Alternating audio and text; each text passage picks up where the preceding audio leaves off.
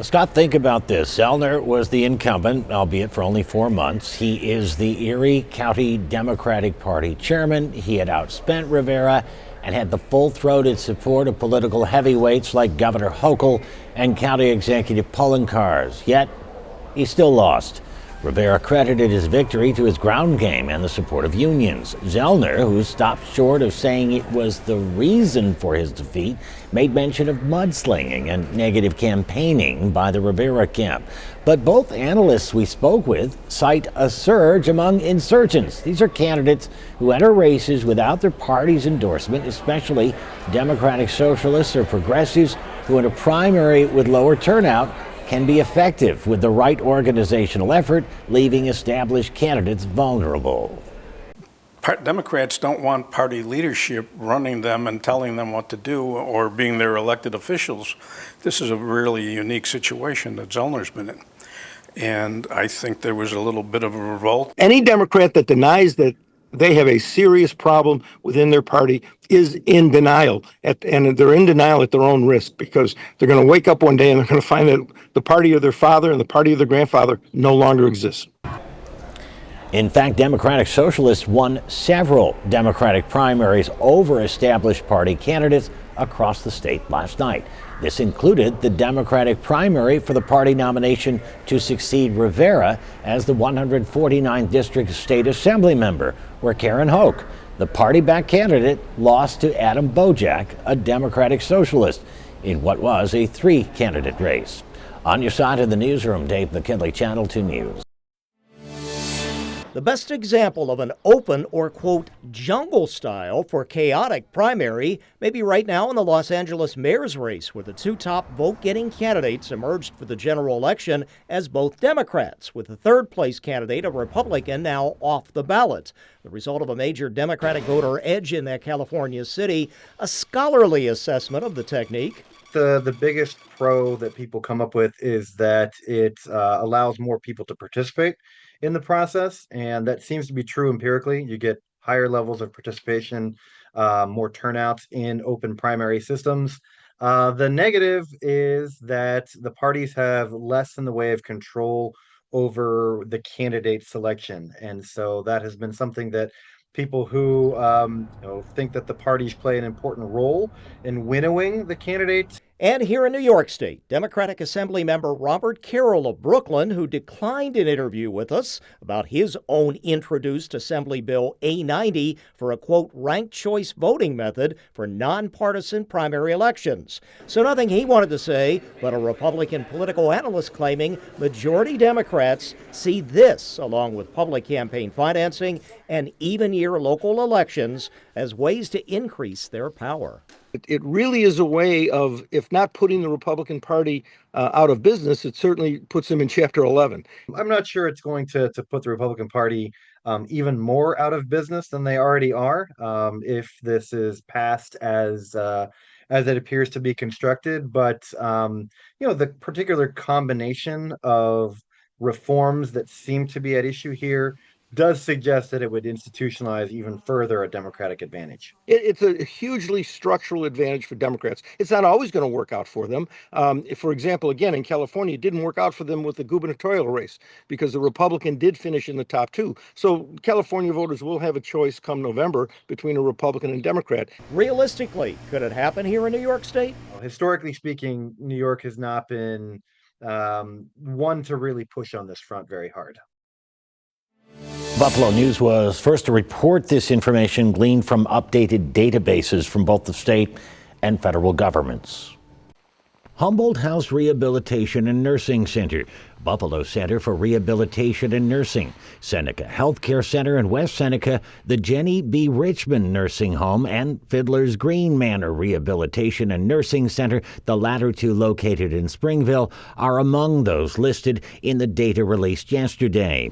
Violations found among the 5, but not necessarily at each of them, range from lack of proper care, unsanitary conditions, verbal abuse by staff, failure to protect residents from others who were violent or abusive, and failure to deal with known issues in a timely manner. Collectively, the fines and penalties total $373,000 against the 5 facilities based on inspections conducted over the last year or so. The lion's share of the fines and penalties were levied against Humboldt House on Hager Street, totaling just over $200,000 following an inspection last October. It's a facility which has racked up 60 citations in a 4-year period ending last year and is the only one locally which appears on a federal list of nursing homes that have a history of serious quality issues. And as you may have seen there, the number of citations against Humboldt House in particular in that period was actually double the statewide average. The federal government notes that it is not unusual to find some sort of violation through inspections at just about any nursing home. The difference is how serious those violations are and how the facility deals with them. They do have data on every one of them, and we have a link to that when you look for this story on our website, WGRZ.com. Live on your side in the studio, Dave McKinley, Channel 2 News. 2 weeks ago, this hard-to-watch video surfaced as a student apparently attacked a 68-year-old teacher assistant at Hutch Tech High School. The matter's still under investigation. The student suspended and the staff are on paid leave and the subject of a child abuse investigation, according to a union leader.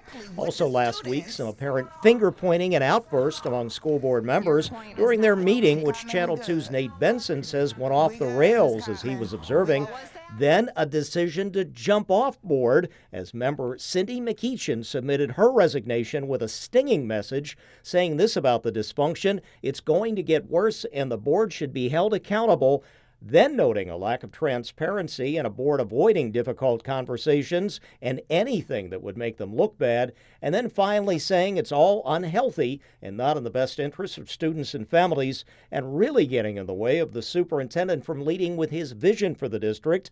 So since the city of Buffalo shares some property tax revenue with the district, to Mayor Ryan, who has plenty of his own city hall issues to deal with, but today he did lecture about school board conduct. But what the school district needs is stability, and stability starts with having a good superintendent. We just hired a superintendent. We need a stable board, and the board's job is to support the policies that are promulgated by the superintendent. So, often I think the school board becomes mini managers of the school district, not realizing that it's a superintendent's job. I don't know what's going on in the board. I don't know who's aligned with who. I don't know who's good or bad, but I do know one thing. The children of the city of Buffalo suffer when adults devolve into petty squabbling. Buffalo Bills Chief Operating Officer Pete Gwelly says expect more than football games at the new Highmark Stadium. We want this building to be open as much as it can be from a year-round perspective. Football is the first priority, which is why you're not seeing events here this summer. We want to make sure when the team steps on the field for the first time, it's ready for them. But as we get into the spring and summer of next year, we're expecting to have a lot more events, and we want this building to be open as many days as possible. At the home of the Bengals, the Cincinnati Music Festival has been a staple at their home stadium for years, attracting tens of thousands every summer. We're in discussions with a number of musical acts to come here next summer. So I would anticipate any big event that could potentially be held in the stadium will be in the mix for. And of course, other sporting events could be held here. We'll be in the mix for every major event you can imagine. We're obviously talking to the NFL right now about hosting the NFL draft in the future. We're talking to the NHL about the Stadium Series. Meanwhile, when it comes to seating, a lot of not-for-profits are going to benefit from that, being able to enjoy the football games. Erie County's Hospitality Suite is now accepting applications from eligible Erie County-based charitable groups for lottery through Friday, July 24th. You can apply on erie.gov/suite. The nonprofits will get 16 tickets for parking passes. It's for an assigned Buffalo Bills home game. We're going to give one game to Empire State Development, one game to the ECIDA, another game to Visit Buffalo Niagara, all on tourism and business promotion. And then the other games will be split equally between two not-for-profits. On your side, Claudine Ewing, Channel 2 News. Amid all the excitement surrounding the new stadium, the question remains, what, if any, kind of ancillary development will spring up around it? Especially as the new Bills Stadium is a record breaker when it comes to the amount that taxpayers contributed to have it built. we're very anxious to get development, especially around that stadium area. We're looking for restaurants, we're looking for hotels, boutique shops. And Orchard Park Town Supervisor Joseph Liberti, who just took office in January, is optimistic, largely due to revisions in the zoning code, hope to draw those types of developments near the stadium. Has anyone submitted plans for any grand developments thus far? So today, we've had one developer that's come forward to us that is looking to build a hotel. Now, it's pretty close to the stadium, but it's a little bit of ways. Actually, about a mile away. There are several parcels for sale near the stadium, but they've been for sale for years, and as of today, we didn't notice any that said sale pending. On the other hand, there is an existing case study, namely the old stadium, which stood for more than 50 years and where virtually nothing in terms of large-scale development popped up around it. We'll have more about that coming up in an hour. On your side in Orchard Park, Dave McKinley, Channel 2 News. A somber shipboard floral salute and tribute to now departed crew members who served aboard the now 83-year-old original USS The Sullivans, the famous museum ship on the Buffalo waterfront. This is a reunion for the USS The Sullivans Foundation and crew members continuing the story of the 5 Sullivan brothers from Waterloo, Iowa, who all died together as their ship was sunk in 1942. Now Kelly Sullivan, the granddaughter of one of the original Sullivan's brothers, back in town as part of this event. It was 50 years ago that I first came to Buffalo for a Sullivan reunion. So we just keep coming back, and it's beautiful to see all the sailors here. This ship and this naval park is so special to all of our sailors, and we want to make sure it's always here. Of course, the Sullivan ship catching attention back in 2022 as flooding from leaks in the aging vessel caused it to partially sink, and then it was refloated with a massive effort, continuing now with a push to have it and the adjacent World War II submarine USS Croker taken to dry dock for repairs later this year or next spring. Original Sullivan's crew members from the 1960s also concerned for her condition. It was sad to see this happen, but they're apparently doing whatever they can to keep us afloat, and hopefully, prayerfully, that we'll have the funds. I just was scared to death that she was going to go under, and luckily I'm glad they saved her. Another interesting visitor today, carrying this Navy tradition into the present day as the now current USS The Sullivans, this 1995-built Navy destroyer based in Florida, actually in the Middle East last summer, firing missiles like these to defend Israel and shoot down Iranian and Houthi rebel missiles and drones. Her now former captain aboard the older namesake ship. We all could easily just serve together on the same ship because it's the same stuff that we're doing, just years apart. So many generational gaps bridged from these shared common experiences from the folks that have been on this ship to the folks that have been on the newer ship 6-8 down in Mayport. On your side, Ron Plants, Channel 2 News. The small chapel at Forest Lawn Cemetery was filled with mourners for the funeral with military honors.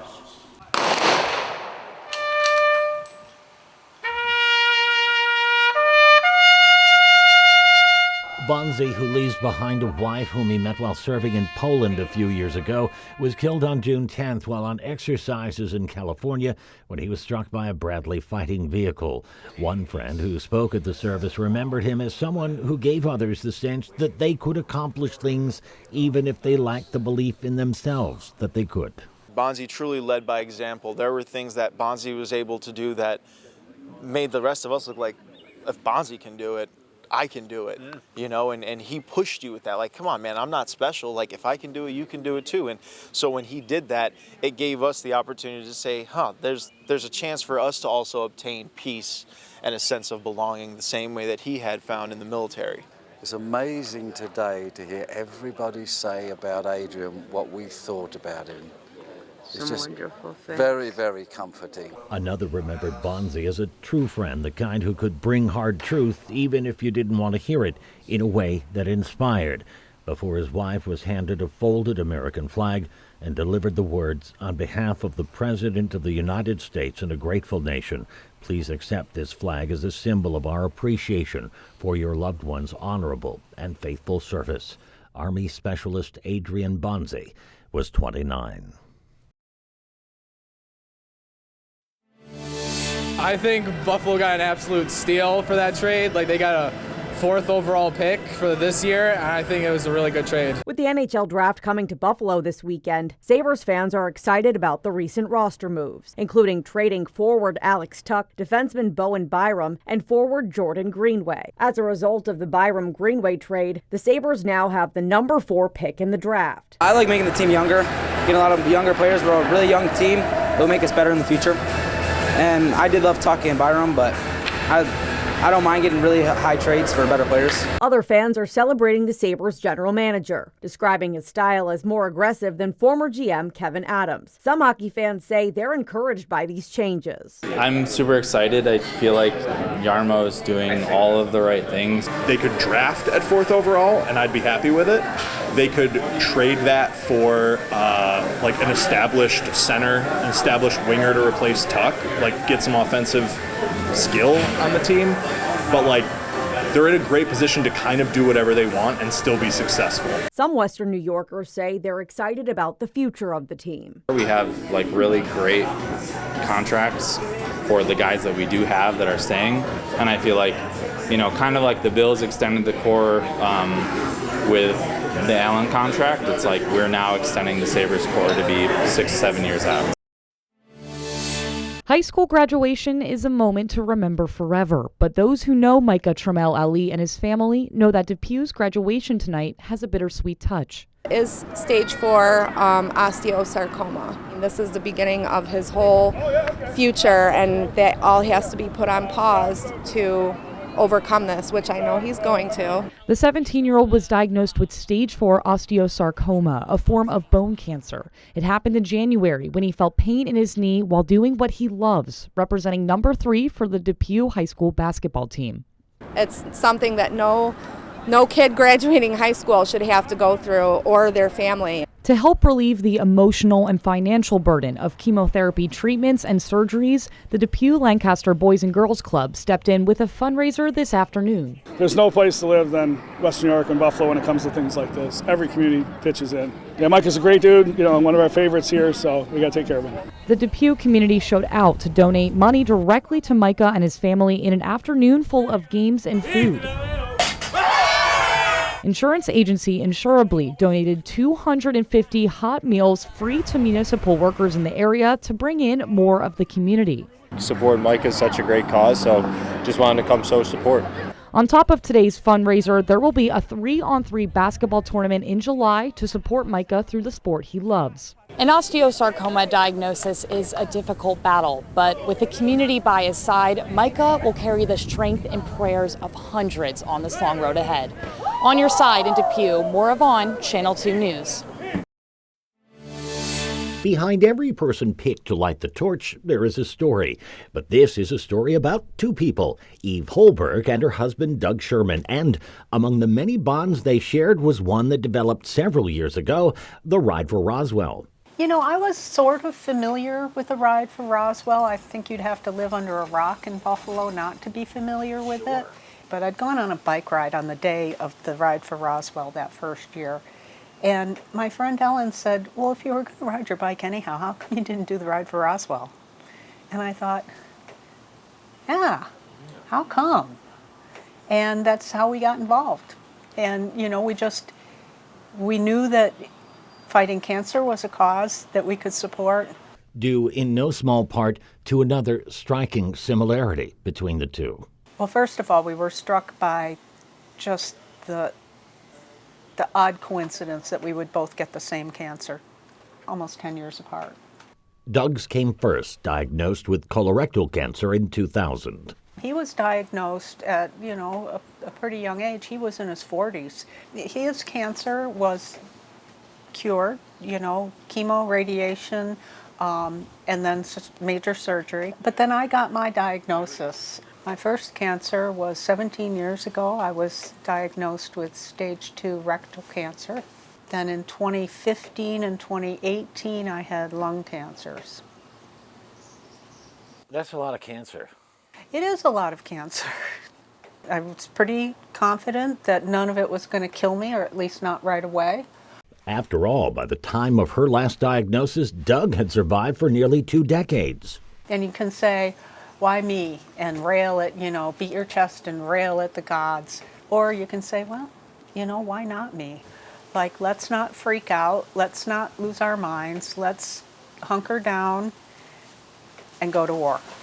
And together they did, and continued to ride, raising $107,000 for the cause. Then came a day in June 2023. He was in the kitchen, cleaning up, standing at the sink in one moment, and the next moment, screaming in pain, lying on the floor. It turned out to be biliary duct cancer, which is quite rare.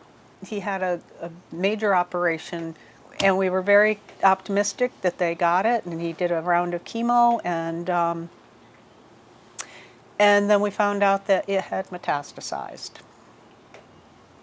And fought a brave fight against it for another 14 months. And I'm sorry. Their 40 years together ended in December of 2024, 2 weeks before Christmas, 1 week before her birthday. it feels like yesterday. Feels like yesterday. Yeah, I don't.